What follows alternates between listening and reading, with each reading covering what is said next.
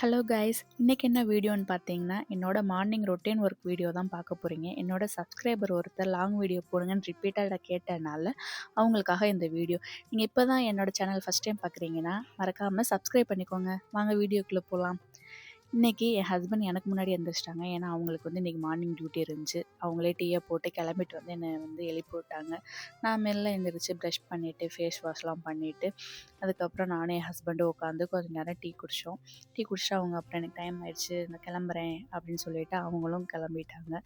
சரி, அவங்களையும் send of பண்ணி விட்டுட்டு என்னோட மார்னிங் ஒர்க்கை தான் பார்க்க ஆரம்பிச்சிட்டேன். அப்படி வெளியே போய் நின்றுட்டு மேகத்தை பார்த்துட்டு இருந்தேன். மழை பெய்யுதா வெயில் அடிக்குதா என்னன்னு பார்த்துட்டு, அப்புறம் நம்ம செடிக்கு எல்லாமே தண்ணி ஊற்றிட்டு இருந்தேன் நான். அதுக்கப்புறம் வந்து விளக்கி வச்ச பாத்திரம்லாம் இருந்துச்சு, அதெல்லாம் எடுத்து வச்சுட்டு இருந்தேன் அடுத்த ரவுண்டு விளக்குறதுக்கு. அப்புறம் அம்மா கால் பண்ணிட்டாங்க. எப்போவுமே மார்னிங் எந்திரிச்ச உடனே அம்மா கூப்பிட்ருவாங்க. அதுக்கப்புறம் வந்து ஃப்ரீயாக இருந்தேன்னா வீடியோ கால் போடுப்பா அப்படின்வாங்க. சரி, நமக்கு தான் பேசுறதுக்கு ஒரு அடிமை சிக்கிருச்சு அப்படின்னு சொல்லிட்டு அம்மா கூட வந்து வீடியோ கால் பேசிக்கிட்டே எல்லா பாத்திரத்தையும் கழுவி முடிச்சாச்சு. அம்மா கிட்ட பேசி முடிக்கும் போதே பார்த்தா மழை ஆரம்பிச்சிருச்சு. என்னடா இப்போ தானே கொஞ்சம் வெளிச்சமாக இருந்துச்சு அப்படின்னு பார்த்தேன், மழை சடச்சடன்னு பெய்ய ஆரம்பிச்சிருச்சு. சரி, ஓகே, பாப்பா தூங்குறாள்ல அப்படின்னு சொல்லிட்டு அப்பயே வாசலை கூட்ட ஆரம்பிச்சிட்டேன். ஒரே மண்ணுங்க, மழையாக பெஞ்சனால வெளியே போகிறவங்க செருப்பில் பார்த்தா ஒரு லோடு மண்ணோட தான் வராங்க. அதெல்லாம் கூட்டி அள்ளுறதுக்கு டெய்லி ஒரு நாளைக்கு 2 தடவை பார்க்க வேண்டியதாக இருக்குது. அதை கூட்டி அள்ளிட்டேன். அதுக்கப்புறம் பாப்பா தூங்கிக்கிட்டு இருக்கையிலே நானும் போய் அப்படியே குளிச்சுட்டு வந்துட்டேன். குளிச்சுட்டு வந்தது என்னடா மேக்கப் போட்டுட்ருக்கேன்னு பார்க்காதீங்க. அது வந்து எனக்கு பிம்பிள்ஸ் அதிகமாக இருக்கும், அதுக்காக அந்த க்ரீம் போட்டுட்ருக்கேன். பிம்பிள்ஸ் வந்து எனக்கு அதிகமாக இருக்கிறனால இங்கே இருக்க ஸ்கின் டாக்டர் கிட்ட கன்சல்ட் பண்ணிவிட்டு நான் வந்து க்ரீமு ஜெல்லு இதெல்லாம் எழுதி கொடுத்துருக்காங்க, இதெல்லாம் போட்டுட்ருக்கேன். நீங்களே பார்த்தீங்கன்னா தெரியும் என்னோடய ஃபேஸில் எவ்வளோ பிம்பிள் இருக்குதுன்னு. இப்போ குறைஞ்சிருச்சு, முன்னாடி ரொம்ப அதிகமாக இருக்கும். ஸோ அதுக்காக வந்து சில மாய்ஸ்சரைசரு, ஜெல்லு, க்ரீம் இதெல்லாம் போட்டுட்ருக்கேன். அதுக்கப்புறம் தலையெல்லாம் வந்து சீவியாச்சு. ஏற்கனவே முடி எலிவால் மாதிரி இருக்கா, சரி இது எதுக்கு தொங்க விட்டுக்கிட்டுன்னு எப்பயுமே மடக்கி தான் போட்டுருவேன். அதை அப்படியே எல்லாமே பின்னிட்டு மடக்கி போட்டு அப்படியே லைட்டாக முடியெல்லாம் முன்னாடி இழுத்து விட்டுட்டு அப்படியே கொஞ்சம் டச்சப் பண்ணிக்கிற வேண்டியதுதான். அதுக்கப்புறம் பொட்டு வச்சாச்சு. பொட்டு வச்சதுக்கப்புறம் என்னோடய ஸ்பெக்ஸை போட்டு அப்புறம் ஒர்க்கை பார்க்க ஆரம்பிச்சிட்டேன் நான். அதுக்கப்புறம் வந்து நைட்டு பாப்பா விளாண்ட அந்த பஸ்ஸல்ஸ் இதெல்லாம் விளாட்டு ஜாமான்லாம் ரொம்ப இருந்துச்சு. அதெல்லாம் எடுத்து வைக்கவே டைம் ஆயிடுச்சு. அப்புறம் துணியெல்லாம் துவைக்கிறதுக்கு நிறையா இருந்துச்சு, அதெல்லாம் எடுத்து வாஷிங் மிஷினில் போட்டு கனெக்ஷன் கொடுத்து அதை ஒரு பக்கம் ஓட விட்டுட்டேன். அதுக்கப்புறம் துணி துவைச்சதெல்லாம் வந்து காய போட்டிருந்தேன் இல்லையா, அதெல்லாம் எடுத்து ஒவ்வொன்றா எடுத்து சேரில் போட்டுட்டு இருந்தேன். அதுக்குள்ளேயும் பாப்பா சத்தம் கேட்கவும் அப்புறம் போய் பாப்பா பார்க்க ஆரம்பிச்சிட்டேன். பாப்பா எந்திரிச்சிட்டு அதுக்கப்புறம் அவள் டைப்பரை கழட்டி வாஷ் பண்ணிவிட்டு அவளுக்கு ஒரு டவுசரு, ஒரு ட்ரெஸ்ஸு எல்லாம் போட்டு அவளையே ரெடி பண்ணியாச்சு. அதுக்கப்புறம் மிஷினும் ஓடி முடிச்சிருச்சு. அந்த மிஷினில் இருக்க துணியெல்லாம் எடுத்து ஒவ்வொன்றா எடுத்து காய போட்டுட்ருந்தேன்.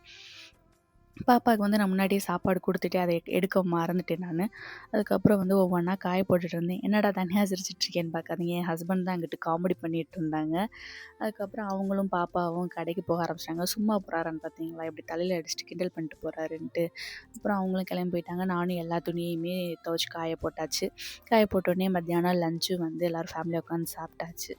அப்புறம் என்ன, எல்லா வேலையும் முடிஞ்ச உடனே க்ளீனிங் ஒர்க்கு தான். அப்புறம் போய் கிச்சனில் போய் எல்லாத்தையும் ஒதுங்க வச்சு கூட்டிட்டு, எப்பயுமே பாத்திரம் கழுவுறதுக்கு முன்னாடியே கூட்டிடுவேன். ஏன்னா தண்ணியாக இருந்துச்சுன்னா கூட்ட முடியாதுன்ட்டு எல்லாத்தையும் தொடச்சிட்டு கூட்டிட்டேன். அதுக்கப்புறம் பாத்திரத்தை எல்லாத்தையும் விளக்குற வேண்டியதெல்லாம் சிங்கில் போட்டு ஒவ்வொன்றா விளக்க ஆரம்பிச்சிட்டேன். அப்புறம் என் ஹஸ்பண்ட் வந்து சொன்னாங்க, நான் பாப்பாவை தூங்க வச்சிட்டேன், ஹால்லே தூங்குறா, நான் போய் கிளம்புறேன் அப்படின்னு சொல்லிட்டு என் ஹஸ்பண்ட் சொன்னாங்க. சரிங்க, நீங்கள் போய் கிளம்புங்க, நான் வந்துடுறேன் அப்படின்னு சொல்லிட்டு நானும் பாத்திரத்தை எல்லாம் சீக்கிரமாகவே கழுவிட்டு இருந்தேன். அப்புறம் அவங்களும் வந்த உடனே குப்பையெல்லாம் கட்டி கொடுத்துருவேன். அவங்க டியூட்டிக்கு போகும்போதே குப்பையை எடுத்துகிட்டு போயிடுவாங்க. அதுக்கப்புறம் அவங்களையும் வந்து பாய்ன்னு சொல்லிட்டு அப்புறம் கதவெல்லாம் லாக் பண்ணிக்கிட்டு, பாப்பா ஹாலில் தானே படுத்திருக்கா, முதல்ல ரூம் ஒர்க்கெல்லாம் முடிச்சிருவோம் அப்படின்னு சொல்லிட்டு பில்லோ கவரு, பெட்ஷீட் எல்லாத்தையுமே மாற்றிட்டு விரிச்சிட்டு இருந்தேங்க. அப்போ அவங்க தூங்கினா தான் இந்த வேலையெல்லாம் பார்க்க முடியும்னு சொல்லிட்டு எல்லாமே புதுசாக விரிச்சாச்சு. ஃபஸ்ட்டு பெட்ஷீட்டை விரிச்சிட்டு அதுக்கப்புறம் தலைவாணி உரையெல்லாம் மாற்றிட்டு அதை எல்லாத்தையும் எடுத்து போட்டுட்டு ரூமை கூட்ட ஆரம்பிச்சிட்டேங்க. ரூமை கூட்டி முடிச்ச உடனே பாப்பாவை அப்படி பொத்துனாப்புல தூக்கிட்டு வந்து பெட்டில் போட்டு போடையிலே அப்படியே குசுமிக்கிட்டே இருந்தேன். அப்படியே லேசாக 2 தட்டு தட்டி கொடுத்துட்டு அப்படி நான் போய் வேலையை பார்க்க ஆரம்பிச்சிட்டேங்க. திருப்பி விளையாட்டு ஜாமானை பூரா எடுத்து வச்சுட்டு இருந்தேன். எல்லோரும் சொல்லுவாங்க, குழந்தைங்க இருக்க வீடுன்னு அப்படி தான் இருக்கும் அப்படின்னு.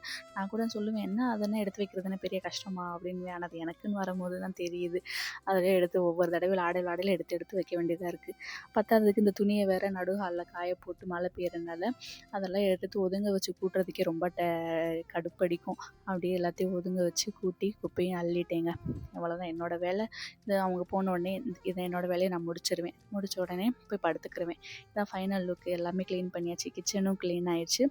ஹால் என்னால் முடிஞ்ச வரைக்கும் க்ளீன் பண்ணி வச்சுருவேன். பெட்ரூமே ஒதுங்க வச்சாச்சு. பாப்பா தூங்கிட்டு இருக்கா. அவ்வளோதான், என்னோடய ஒர்க் முடிஞ்சுச்சு. அப்புறம் என்ன, எல்லா பக்கமும் லைட் அமர்த்திட்டு செல்லை சார்ஜ் போட்டிருந்தேன். அந்த அந்த ஃபோனையும் எடுத்துகிட்டு கொஞ்ச நேரம் செல்லை பார்த்துட்டு படுத்துருவேன். அம்மாவுக்கு ஃபோன் பண்ணி சொல்லிடுவேன், அம்மா வேலையெல்லாம் முடிச்சுட்டு நான் படுக்க போகிறேன் அப்படின்னு அம்மாவுக்கு இன்ஃபார்ம் பண்ணிடுவேன். எல்லா பக்கமும் லைட் அமர்த்திட்டு நானும் போய் படுத்துருவேங்க. அவ்வளோதாங்க என்னோடய வேலையே. இந்த வீடியோ உங்களுக்கு பிடிச்சிருந்துச்சுன்னா லைக் பண்ணி கமெண்ட் பண்ணுங்கள். மறக்காமல் சப்ஸ்கிரைப் பண்ணிக்கோங்க.